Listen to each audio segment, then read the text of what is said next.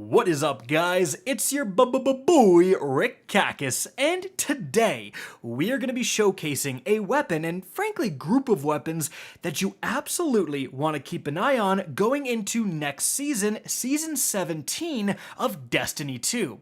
Now, why is that? Well, a couple of weeks ago, Bungie unveiled a Sandbox update preview going over a lot of the changes to weapons, armor, exotics, perks, and so much more coming in Season 17. This was a huge update. Frankly, it was arguably the biggest weekly update of all time in Destiny 2. Just so much information. But a couple of things came out of that big dump of information as potential winners. Things that were getting substantially buffed next season. And one of those is trace rifles, the focus for today's video. So, the buffs that are going to affect every single trace rifle are the following. Firstly, they're going to increase trace rifle damage against non-red bar combatants by 20%. And secondly, they're going to increase the ammo picked up per special ammo brick from 18 to 30. Now that second one is definitely more of a PvP change to account for the fact that you're no longer going to be able to have scavenger mods active in the Crucible, which of course is going to greatly affect, well, frankly, every special weapon, but certainly trace rifles that aren't just one-shot kills.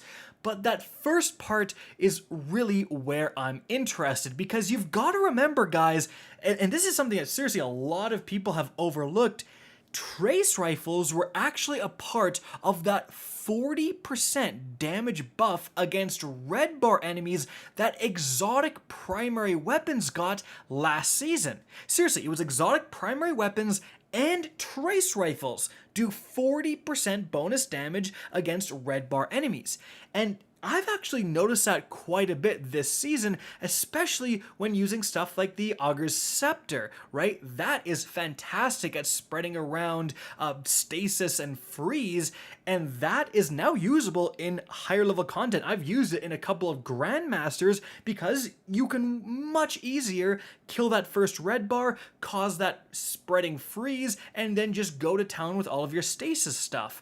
So, they've already benefited from that, and now they're going to do 20% more damage against every single yellow bar in the game, against every single boss, mini-boss, champion, everything that's not red bar. So essentially, they're still just going to do that 40%. It's not going to go to 60% against red bars, but now it includes everything else is getting that additional 20%, and that is nothing to scoff at. Remember, I think the biggest overall winner was machine guns. They're getting 40% more damage against everything, and then specifically 20% more against bosses. But I mean, trace rifles, again, they already got 40% against red bars, they're already doing that. 20% against yellow bars is a little bit less than machine guns, but they tie machine guns for that 20% increase against bosses. So you're really increasing the power of this incredibly ammo efficient and versatile special weapon. I mean, if you look at what trace rifles can do in the game, they just needed a little bit of an increase to become actually pretty viable. I mean, if you want a special weapon that's good against red bars and can deal with yellow bars, what do you have right now? Like in higher level content, a sniper rifle really is not what you want to deal with ads. Yes, it can take out the more powerful enemies, but that's about it. You're not really going to use a shotgun because you're putting yourself in way too much danger going up close. Really, your only option is grenade launchers, and they see a ton of play in endgame content because of that, especially because of the versatility of stuff like blinding grenades. But a trace rifle theoretically is going to be unbelievable at killing a group of red bar enemies. You're getting charged by thralls, you mow them down in 2 seconds, and especially now with this 20% damage increase, should also theoretically be pretty good at taking down a yellow bar. Especially when you consider that a lot of the exotic trace rifles are getting additional buffs on top of this stuff. I mean, for the Prometheus lens, they added a more consistent burn to it that I'm sure is going to be great with Solar 3.0. They made the wave splitter a lot more consistent. That's fantastic. But really what I wanted to focus on is the Coldheart. I feel like Of all the trace rifles, the Coldheart is the biggest winner. It's probably going to be the easiest thing to slot into a loadout in Season 17 and have it be very, very effective. So with it, we have two major changes. Right now, the Coldheart, its exotic ability is a trace rifle. Like, it was the first one, and so Bungie thought that would be unique enough, but now that we've gotten a lot more trace rifles, and again, legendary trace rifles and all of that stuff, yeah, something needed to be done. So now, sustained damage is going to create an ionic trace, and collecting that ionic trace grants energy to all of your abilities. Hold on, ionic trace? I've heard that before.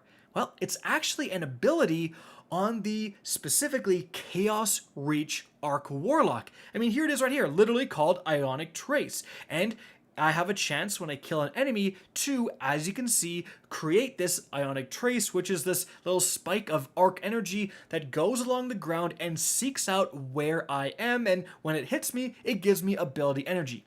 So I feel like the fact that the Coldheart is not just increasing your ability energy or spawning some random orb, it's literally spawning an Ionic Trace, the same Ionic Trace that Warlocks can already get.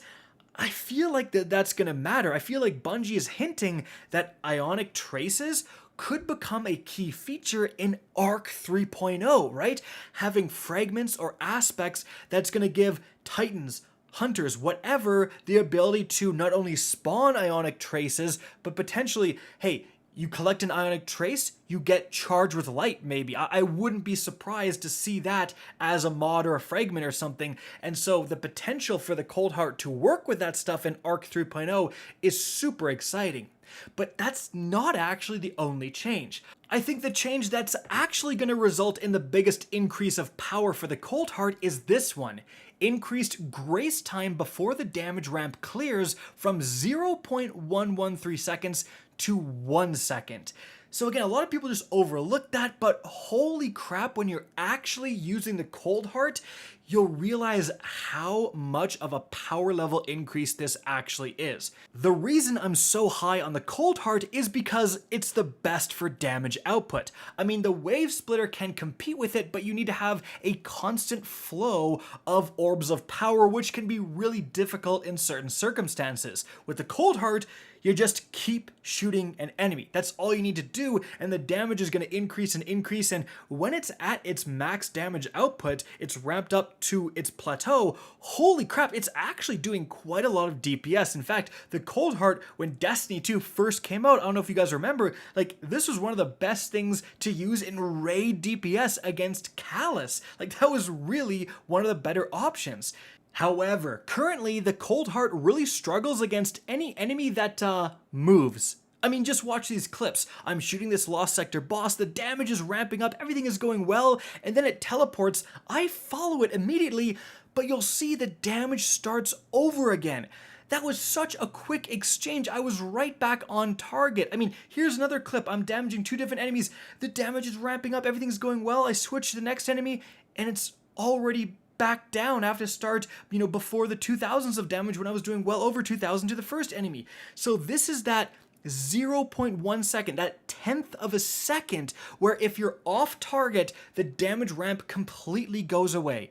So changing that to 1 second, oh my goodness, the ease of use of the Coldheart is going to go through the roof. Now I can go from one enemy to the next enemy to the next enemy, and that damage ramp up is going to stay. I can kill the first guy and then start engaging the next guy while at full damage ramp. That is really, really going to make a difference, because it's almost impossible, like, unless you've got Shroud's reflexes, to whip onto another target within that 1/10 of a second and retain that damage boost. So again, it's one of the littler changes I think a lot of people overlooked, but holy crap, when you're actually using the Coldheart, you're gonna see how much it's actually going to matter. So at the end of the day, next season, the Coldheart is going to be doing significantly more damage, getting more ammo, regenning your abilities, and is much easier to use. Like, again, you've got to pay attention to this weapon. I don't know if it's going to be the next best weapon in the entire game, but certainly it is worth trying out when Season 17 drops. So guys, that's it for the video. I hope you enjoyed and found this interesting. If you did, please remember to help me out by simply rating and especially sharing this video. If you guys want to see more Destiny 2 content similar to this, don't be afraid to slap that subscribe button. If you want to get in touch with me and keep up to date with the latest channel activity, the best way is to follow me on Twitter at RickCacus. That is linked in the description down below. Again, I hope you enjoyed the video, and as always, have a good day.